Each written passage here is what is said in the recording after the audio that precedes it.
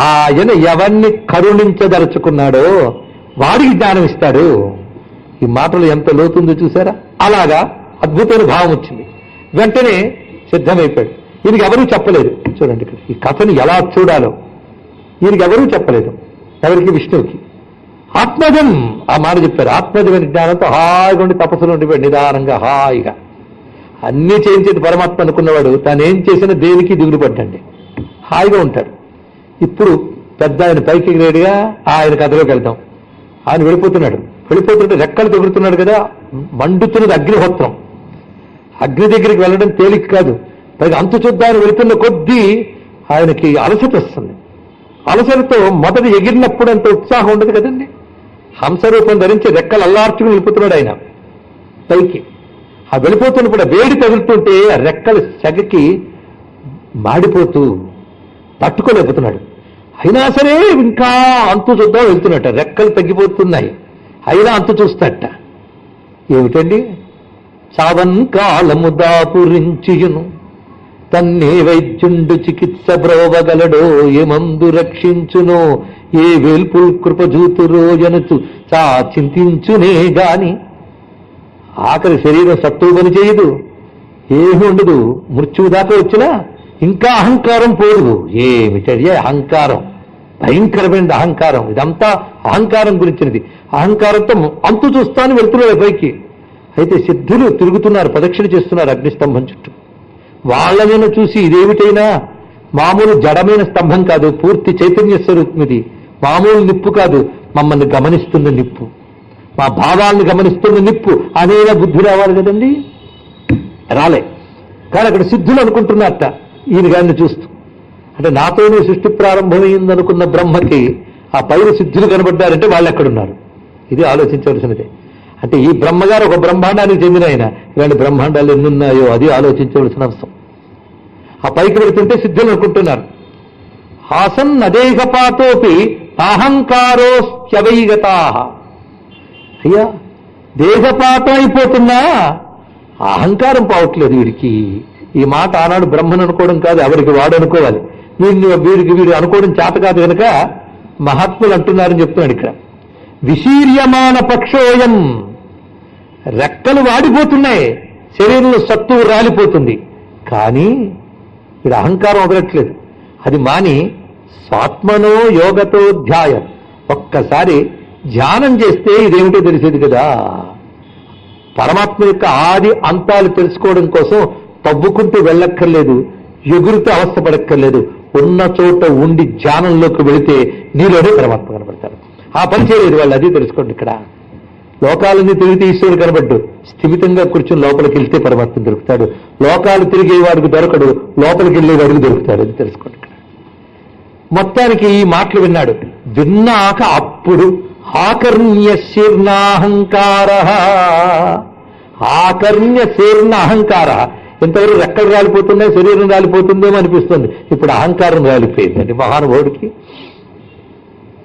దేహం రాలగొట్టే ప్రయత్నం చేయి కదా, ఎప్పుడు రాలిపోతుంది. దేహం రాలే లోపల అహంకారం రాలగొట్టుకునే ప్రయత్నం చేయి. అది చెప్తున్నారు ఇక్కడ.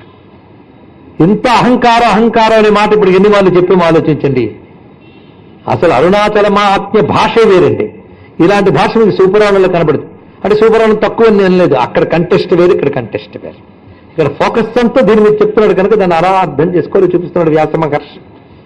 మొత్తానికి శీర్ణాహంకార, ఒకటే మాట. అహంకారం శీర్ణమైపోయింది, జారిపోయింది, రాలిపోయింది. వెంటనే అప్పుడు కొంతసేపటికి పక్షయుగలం పని చేయకుండా పోయాక నమస్కారం చేసుకుని సిద్ధుల మాటను ఒక్కసారి స్మరించుకుని సయేవ శంకర సర్వం అహంకారమథావయో అపాహరదమే ఆత్మ సమాహాత్మ్య ప్రకాశనాత్. ఇప్పుడు జరిగింది ఏంటంటే, మా ఇద్దరి అహంకారం పోగొట్టడం కోసం పరమాత్మ అవ్యాజమైన కారుణ్యంతో అగ్నిలింగముగా వచ్చాడు. ఇప్పుడు అర్థమైందా? పరమాత్మ అవ్యాజ కారుణ్యంతో వచ్చాడు. ఆ కారుణ్యం ఏంటంటే అహంకారం పోగొట్టి జ్ఞానం ఇవ్వాలని. కనుక దయలో గొప్ప అవస్థ ఏంటో తెలుసా? ఇవాళ మీ దుఃఖాన్ని పోగొట్టడమో, దరిద్రాన్ని పోగొట్టడమో, అనారోగ్యాన్ని తొలగించడమో కాదు, అన్ని కష్టాలకి మూలమైన అజ్ఞానాన్ని తొలగించడమే దయ. ఇది తెలుసుకోండి. ఎందుకంటే అజ్ఞానం ఒక్కడి పోతే దుఃఖాలన్నీ పోతాయి. ఒక పెద్ద రోగం వస్తే దగ్గు, జలుబు, జ్వరము, కడుపు నొప్పి అన్నీ వస్తాయి. నువ్వు జలుబుకో మందు, కడుపు నొప్పుకో మందు, జ్వరానికో మందు వేస్తూ ఉంటే ఒకటి తగ్గి మరొకటి పెరుగుతూ ఉంటుంది. కానీ ఇన్ని లక్షణాలు కనబడ్డ ఒక్క జబ్బుకు మందు ఇచ్చే అన్ని జబ్బులు పోతాయి. కనుక జీవితంలో దుఃఖాల కోసం పరిష్కారాలు చూసుకునే లోపల జీవితం పోతుంది, కానీ దుఃఖాలు పోవడం లేదు. మళ్ళీ ఈ జీవితం పోయిన మరో జీవితం వస్తుంది.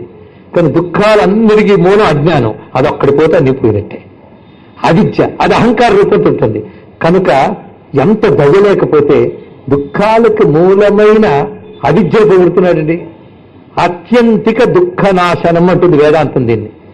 అంటే కడుపు నొప్పి వస్తే మందు ఇచ్చారు, అబ్బా అయ్యో మీ దైవాల్లో ఆరోగ్యవంతున్నాయనని గట్టిగా అనుకో, ఇప్పటికి ఆరోగ్యవంతుడు అయ్యో, మళ్ళీ 3 రోజుల తర్వాత మళ్ళీ రావచ్చేమో, నా చేతుల్లో ఏమో డాక్టర్ అంటాడు. కనుక తాత్కాలిక దుఃఖోపశమనం కానీ శాశ్వత దుఃఖోపశమనం జ్ఞానమే. జ్ఞానమే కైవల్యం. అర్థమైంది కదా? అది ఇవ్వాలి. అది ఇవ్వగలిగాడు ఎవడు?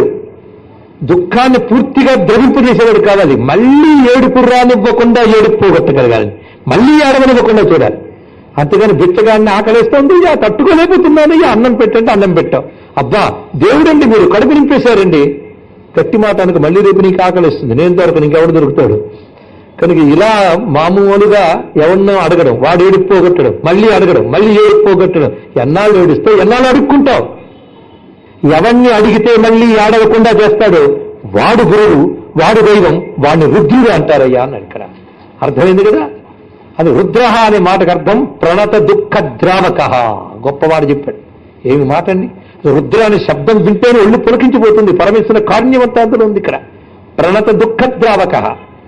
నమస్కరించిన వారి దుఃఖాన్ని సమూల నాశనం చేసేవాడు రుద్రుడు అంటారట. దుఃఖాన్ని, దుఃఖ కారణాన్ని నశింప చేస్తాడైనా. ఎవడ ఏడుస్తూ ఉంటే ఖర్చీఫ్ ఇస్తే దుఃఖం పోదు. ఏడుపు కారణం ఏదో కనుక్కుని పరిష్కారం చూపించారు. ఖర్చీఫులు పంచుతారండి. ఒక ఆయన సేవా కార్యక్రమాలు చేస్తానని 1,00,000 ఖర్చీఫులు కొని ఏడ్చే వాళ్ళ మీద ఖర్చీఫులు పెంచేట. పంచిన దాన కార్యక్రమం బోర్డును పెట్టుకున్నాడు. మా ధార్మిక సేవా సంస్థ అండి, అందుకే ఖర్చీఫులు పెంచాం. ఇలా ఉంటాయండి కార్యక్రమాలన్నీ కూడా. మనం ఏం చేయగలం? ఖర్చీఫులు పెంచి ఏడుపు పోగొడతారండి. కనుక తత్కాల దుఃఖనాశనం కాదు, సంపూర్ణ దుఃఖనాశనం చేయగలగాలి. దుంప తెంచుట అంటారు దీన్ని ఇక్కడ. దుంప అంటే చెట్టును నరికితే లాభం లేదు, చెట్టుకు మూలమైన రూట్ని తెంచి పారేయాలి. ఇక్కడ దుఃఖానికి మూలం ఏమిటయ్యా? ఎవరైనా చెప్పగలమా?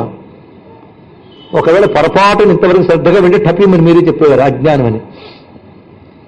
కానీ రూట్కి రూట్ చెప్పాను, కానీ దుఃఖానికి రూట్ పాపం, పాపానికి రూట్ అజ్ఞానం. కానీ అసలు రూట్ ఏమిటి? అజ్ఞానం. అందుకు ముందు పాపం పోగొట్టాలి, తర్వాత అజ్ఞానం పోగొట్టాలి. పాపం పోగొడితే కానీ అజ్ఞానం పోగొట్టాలి, జ్ఞానం పోగొట్టాలి. తెలుసుకోండి ఇక్కడ. అదే భగవంతుడు ముందు ఏం చేస్తాడంటే పాపం తీసేస్తాడు. పాపం తీసేస్తే ఓహో అజ్ఞానం పోగొట్టుకోవాలని బుద్ధి వస్తుంది, అంటే సగం జ్ఞానం వచ్చింది. అజ్ఞానాన్ని గుర్తిస్తే సగం జ్ఞానం ఉన్నట్లండి. అప్పుడు అజ్ఞానం పోగొట్టాలని అడుగుతావు, దాన్ని కూడా తీసేస్తాడు, అప్పుడు దుఃఖమే లేదు. అది అజ్ఞాన నాశనమే మోక్షం, జ్ఞానమే మోక్షం అని పెద్దలు చెప్పడానికి ఇది కారణం. ఆ జ్ఞానం ఇచ్చేవాడు ఎవడు? ఆచార్యుడు. ఆచార్యుడు ఎవడు? శివుడి కంటే గురువు మరొకడు లేడు. అందుకే ప్రణత దుఃఖ ద్రావక రుద్ర. దుఃఖం దుఃఖహేతుర్వా తద్రావయతిన ప్రభు అంటుంది ఉపనిషత్తు. దుఃఖాన్ని, దుఃఖ కారణాన్ని కూడా నశింపజేసేవాడు